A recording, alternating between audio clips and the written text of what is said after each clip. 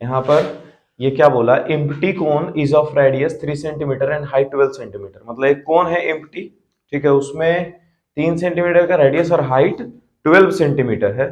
ठीक है, कहने का मतलब है कि जो ये कौन सा ऑरेंज कलर का एक कोन सा नहीं आता है, और उसमें जो है हम लोग आइसक्रीम भरवाते हैं। ठीक है, पहले हमारे जमाने में 2 रुपये में मिल जाता था, पता नहीं 10 या 15 में देता है। ठीक है, तो उसमें आइसक्रीम भरते जाते हैं तो क्या एकदम नीचे तक आइसक्रीम भरा जाता है जी। जैसे कि ये अगर जो कोन है, हेलो, ये अगर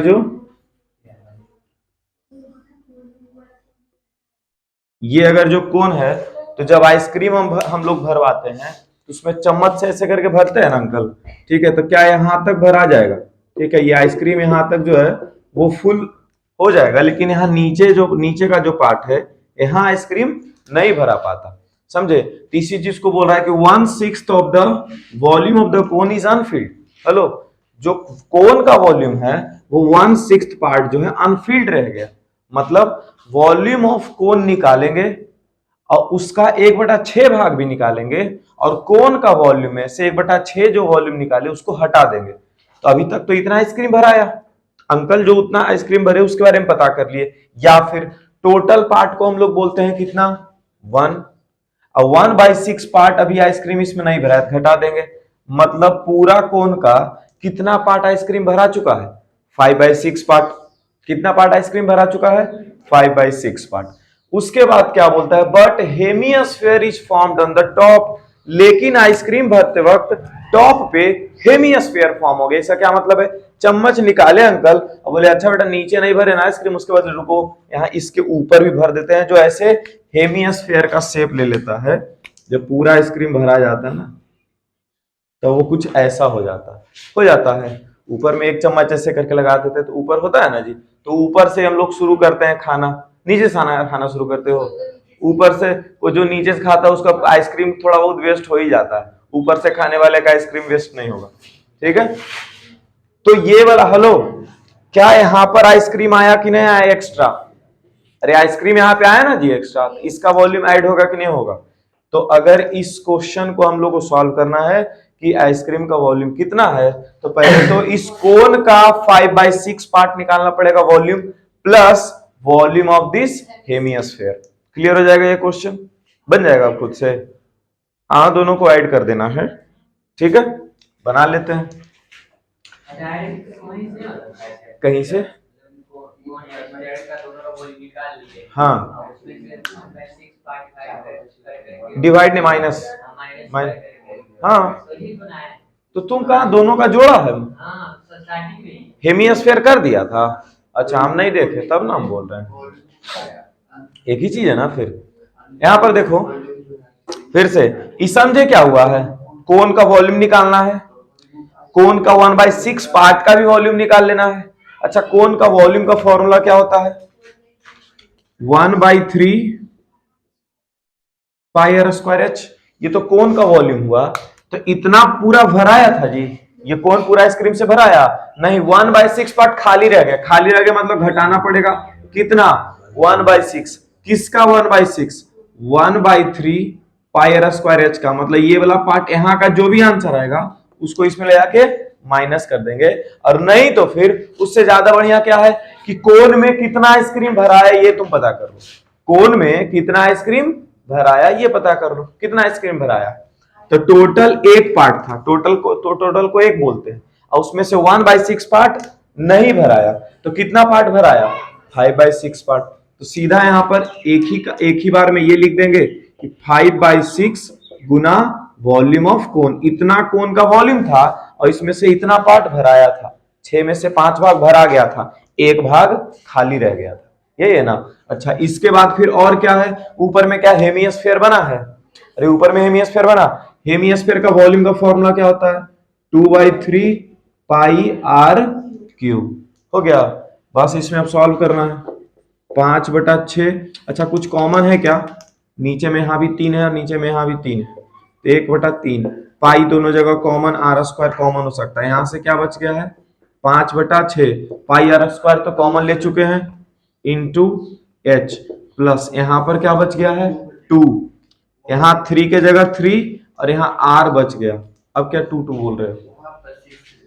अरे यहाँ थ्री, इस पूरा सिक्स बचेगा ना, ये थ्री ले लिए ना यहाँ कॉमन।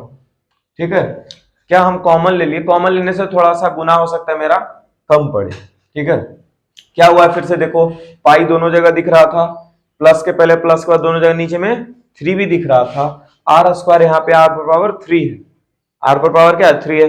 आर स्क्वायर आर पर पावर थ्री में कॉमन क्या हो जाएगा? R square. तो 1/3 पाई आर स्क्वायर हो गया कॉमन। तो अब क्या बचा? तो ये 5/6 यहाँ बच गया था, ये तो पूरा कॉमन हो गया था, यहाँ h बचा। 5/6 इंटू एच, प्लस की जगह प्लस, क्या यहाँ 2 बच गया था? 2, और यहाँ पर आर पर पावर 3 में से एक बार आर बच गया था। अब सॉल्व हो जाएगा यहाँ से, जल्दी से सॉल्व करो। कैलकुलेशन नहीं रुकना चाहिए, एकदम गुना भाग जितना होता है करो।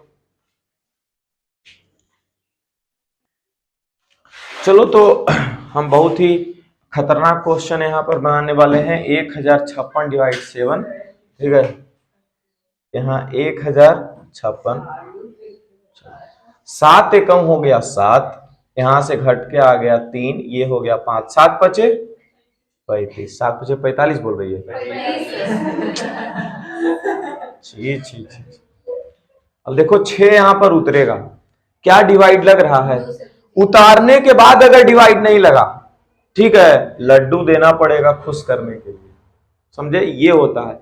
अब इसके बाद फिर डिवाइड अभी भी लग रहा है, नहीं लग रहा है, तो अब पॉइंट लगाएंगे तब जीरो आता है। समझ गए अब? अरे समझे कि नहीं समझे? हाँ देना, अरे तो अच्छा सोचो, तुम ये सोचो,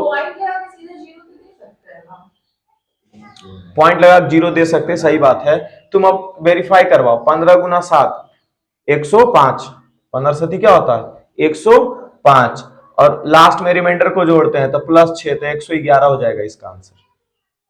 अब सही है, जीरो लगाएंगे अब यहाँ पे तो कितना हो जाएगा? 1050 दोनों गुना करने पर, और प्लस 6 क्या हो जाएगा? 1056। या फिर तुम ऐसा बच्चा हो सर 1005 और 6 को जोड़ेंगे, आपको जोड़ने नहीं आते, 1056 होता है। तुम लोग नया नया मेथड बना सकते हो। हाँ, तो ये सब दिक्कत होता है। स्कूल में भी हम देख रहे थे, इस क्वेश्चन को जब करवाए हैं, एक बच्चा 15 पॉइंट समथिंग बना करके पूरा खुश है। ठीक है, होता है ऐसा दिक्कत।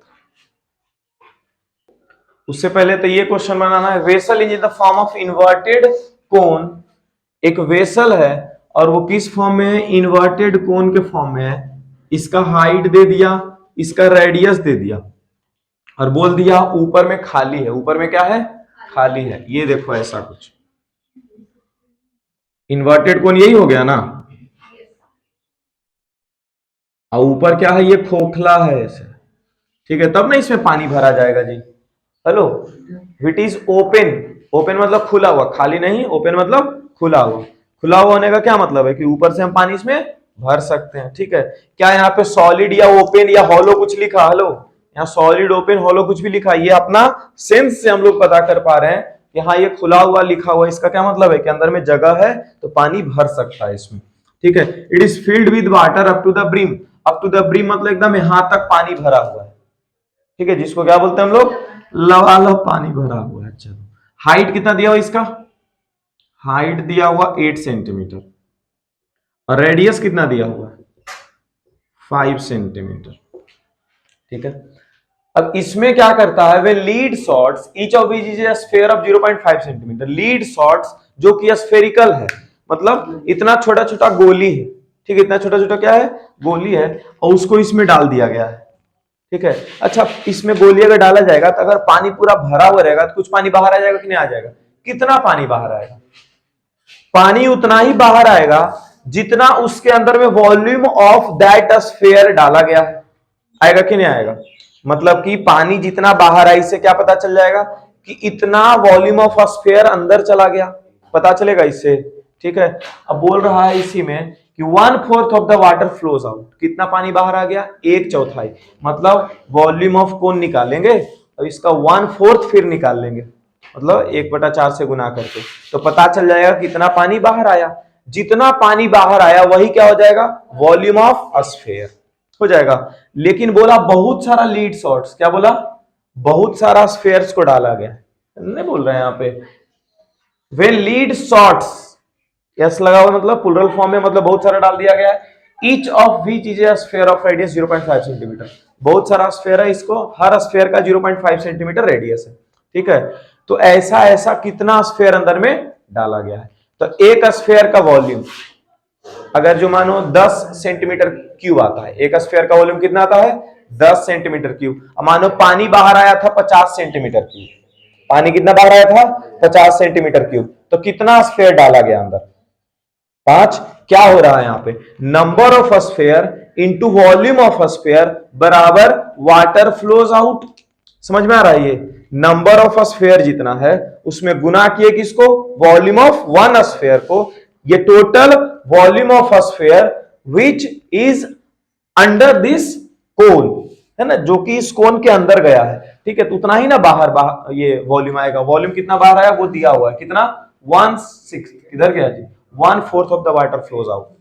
मतलब वाटर पहले कितना बाहर है ये पता करते हैं, ठीक है। और उससे भी क्या पता करेंगे, पहले कोन का वॉल्यूम क्या है कि नहीं है। तो यहां लिखते हैं वॉल्यूम ऑफ कोन बराबर क्या होता है formula 1/3 pi are square H, 1/3 into 22/7 into R square मतलब 5 गुना 5 इंटू एच मतलब 8।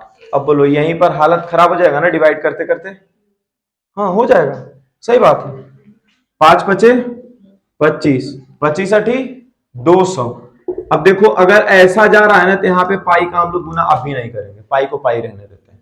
ये क्या हो गया 5 बचे 25 अठी 200, 200/3 पाई आ गया, 200 बटा कितना आ गया 3 पाई। अब यहाँ पर volume of water flows out लिखते हैं, volume of water flows out कितना बोल रहा था 1/4, कितना बोल रहा था 1/4 मतलब 1/4 गुना किसका 1/4, 1/4 इधर गया जी। और वाटर फ्लोज आउट है ना किसका 1/4, तो वॉल्यूम ऑफ कोन का। तो वॉल्यूम ऑफ कोन कितना है 200 पाई/3, ये कट जाएगा फिर 50 बार में, तो कितना पानी बाहर आया 50 पाई/3। क्या जितना पानी बाहर आया होगा उतना ही स्फीयर का वॉल्यूम होगा गुना कितना स्फीयर था, है ना। तो एक चीज और लिख सकते हैं, volume of water flows out बराबर number of sphere into volume of sphere. ये होगा कि नहीं होगा, इस चीज को समझे हो, अरे बोलो वॉल्यूम ऑफ वाटर कितना बाहर आया है 50 पाई/3। नंबर ऑफ स्फीयर हमको नहीं मालूम है तो इसके जगह पे n लिख देते हैं। नंबर ऑफ स्फीयर हमको नहीं मालूम है तो इसके जगह क्या लिख देंगे n। अब वॉल्यूम ऑफ स्फीयर कितना है, तो वॉल्यूम ऑफ स्फीयर का फॉर्मूला लिखो 4/3 पाई आर क्यूब। क्या यहाँ पूरा गुना में है ना, इक्वल्स टू के पहले और इक्वल्स टू के बाद भी, तो पाई से पाई देखो कट गया, इसीलिए गुना करने से बचे हम लोग। वहां नहीं डिवाइड हो रहा था तो पाई को संभालते हुए नीचे तक लाए, ठीक है। अब यहां पर क्या बच गया देखो 3 से 3 भी कट रहा है, कट रहा है कि नहीं कट रहा है। तब यहां पर क्या बच गया 50। हमको इक्वल्स टू के इधर क्या बचाना है n, क्या बचाना है n। और इधर क्या बच रहा है 4 और r क्यूब, इसको इधर डिवाइड में ले आएंगे, इधर मल्टीप्लाई में ना ऊपर इधर आ जाएगा डिवाइड में। 50/4 गुना क्या आ जाएगा r क्यूब बराबर क्या हो गया n, ठीक है। यहां से 50/4 गुना r कितना है, स्फीयर जो डाला गया है छोटा छोटा जो स्फीयर डाला गया है इसका r कितना था 0.5। यहां लिख देंगे 0.5 इंटू 0.5 इंटू 0, पॉइंट के बाद एक डिजिट, एक डॉट डिजिट और एक और डिजिट, कितना जीरो चला जाएगा ऊपर 3 जीरो चला जाएगा। बोलो 5 चौके 20, 20 बचे 100, 100 मतलब 2 जीरो कट गया, समझे। हाँ यहां से क्या बचा एक 5 बच गया, 5 को 100 बार पढ़ेंगे तो 500 आ जाएगा, यानी कि n का वैल्यू क्या हो गया 100। मतलब 100 स्फीयर छोटा छोटा जब उसमें डालेंगे तो 1/4 वॉल्यूम ऑफ वाटर बाहर आ जाएगा। क्लियर है, यहां तक क्लियर हो गया। बोलो ये क्वेश्चन पे, ये क्वेश्चन क्या कहता है कि एक कोनिकल टेंट है, इस कोनिकल टेंट के चारों तरफ कैनवास लगाया जा रहा है। मतलब कोनिकल टेंट बना तो दिया गया है लेकिन चारों तरफ घेरा जाएगा ना इसको, ठीक है। ये कोनिकल टेंट ऐसा रहेगा, इसके चारों तरफ कपड़ा लगाया जाना, कपड़ा लगाना मतलब कैनवास लगाना, ठीक है। उसी चीज को कैनवास बोलता है। समझ रहे हो बात क्या है। ये कहां खो गई थी अभी lovely, 5 metre wide cloth is used to make a conical tent of base diameter इतना एंड हाइट इतना। मतलब कोनिकल टेंट मतलब टेंट जो है वो कौन है और उसका हाइट ये दिया हुआ है 24 सेंटीमीटर और रेडियस कितना आ जाएगा यहाँ से 7। रेडियस कितना आ जाएगा यहाँ से 7। अच्छा इसके बाद ये जो कोन है ऐसा करके इसके चारों तरफ क्या लगाया गया है? कैनवास मतलब कपड़ा लगाया गया है। ठीक है, और कपड़ा कितना लगाया जाएगा अब तुम ये सोचो। जितना इसका कर्व्ड सरफेस एरिया आएगा कोन का उतना ही कपड़ा का एरिया होगा। बोलो, जितना इसका कर्व्ड सरफेस एरिया होगा कोन का उतना ही क्या होगा? कपड़ा का एरिया लगेगा। अरे बोलो, ये समझ रहे हो क्या हो रहा है? समझ रहे हो क्या हो रहा है? ठीक है, जिसे कोन जो है इसका कर्व्ड सरफेस एरिया बोल रहे, टोटल सरफेस एरिया क्यों नहीं बोल रहे आप सर? क्योंकि नीचे जमीन पर हम लोग कपड़ा नहीं लगाएंगे। ठीक है, ये जो कपड़ा लगा रहे सिर्फ इधर लगा रहे, इधर वाला एरिया कौन सा होता है? Curved surface area. तो कर्व्ड सरफेस एरिया हो जाएगा बराबर किसका? Area of cloth. Curved surface area will be equals to area of cloth. अब वो एरिया ऑफ क्लॉथ में देखो ब्रेथ दे दिया है, क्लॉथ जो है वो किस फॉर्म में होगा? जी रेक्टेंगुलर फॉर्म में ही ना होगा। और ब्रेथ दिया हुआ है 5 मीटर, इसका लेंथ निकालना है। ठीक है, तो जो कर्व्ड सरफेस एरिया आएगा कोन का क्या लिखेंगे? Curved surface area of cone बराबर area of cloth. Area of क्या लिख देंगे? क्लॉथ। कर्व्ड सरफेस एरिया निकालो और यहां लिखोगे लेंथ गुना ब्रेथ। लेंथ गुना ब्रेथ के जगह पे 5, यहां जो भी कर्व्ड सरफेस एरिया निकल गया एल का इधर से 5 का गुना कर दोगे एल निकल गया। बोलो, हो गया डन?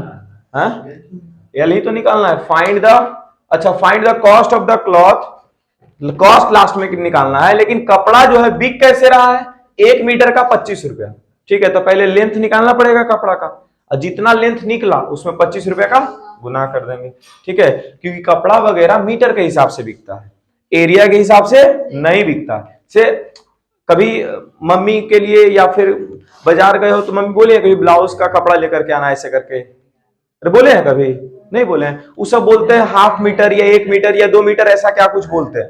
तो हम भी बचपन में थे तो कंफ्यूज हो जाते थे कि 1 मीटर कपड़ा कैसे लाना है। मम्मी को ही सिखाने लग जाती, 1 मीटर थोड़ी होता होगा, 1 मीटर स्क्वायर होता होगा। ठीक है, क्योंकि कपड़ा एरिया में ना आना चाहिए ऐसा हमको लगता था। लेकिन उस कपड़े का ब्रेथ जो है पहले से फिक्स है और ये बहुत बड़ा रहता है, समझे?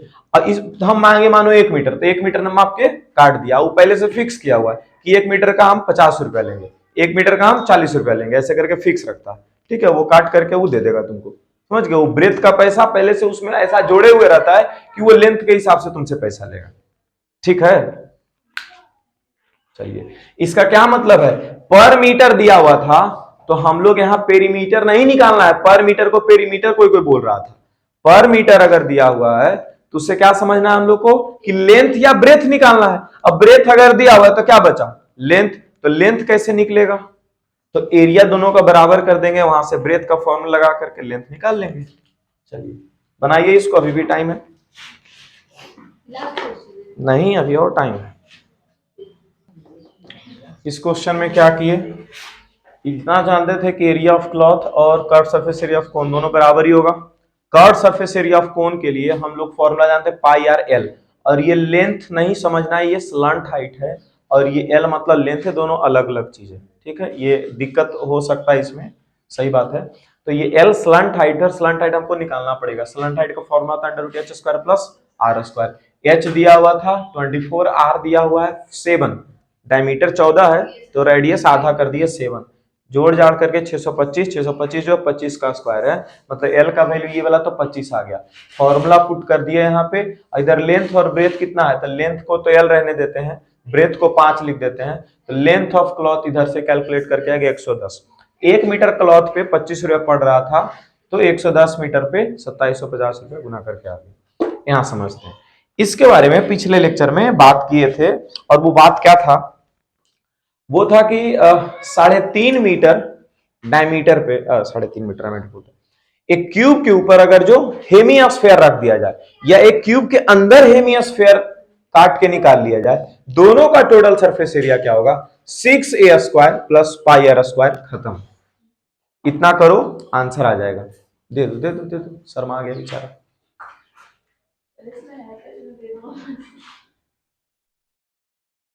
हाँ, क्या बोल रहे हैं यहाँ पे फिर से समझ लेते हैं। ये एक क्या है?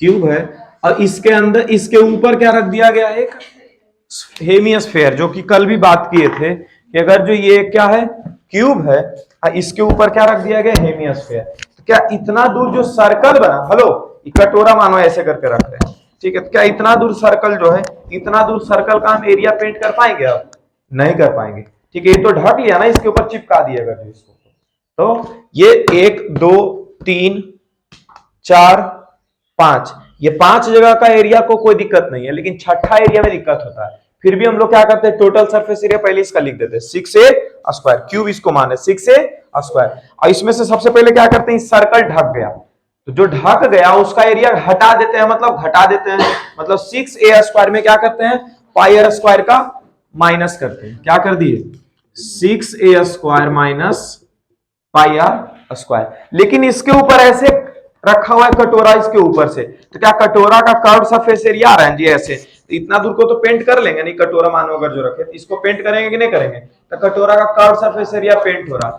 कर्व सरफेस एरिया क्या होता है कटोरे का, हेमिस्फीयर का 2 पाई आर स्क्वायर, कितना होता है 2 पाई आर स्क्वायर, इसीलिए बोले थे कि अगर जो एक क्यूब के ऊपर हेमिस्फीयर रखा जाए या एक क्यूब के अंदर से हेमिस्फीयर काट लिया जाए, दोनों का ये सेम ही आता है फॉर्मूला बन करके, आता है कि नहीं आता है, बस हो गया, इसको आप सॉल्व कर देना, ठीक है, क्योंकि बाकी सारा का सारा डेटा दिया हुआ, सॉल्व किया जाए, करो। हाँ, तो यहाँ पे गिवन टू फाइंड ये सब लिख दिए, सॉल्यूशन यहां से शुरू होता है, चलो जाओ।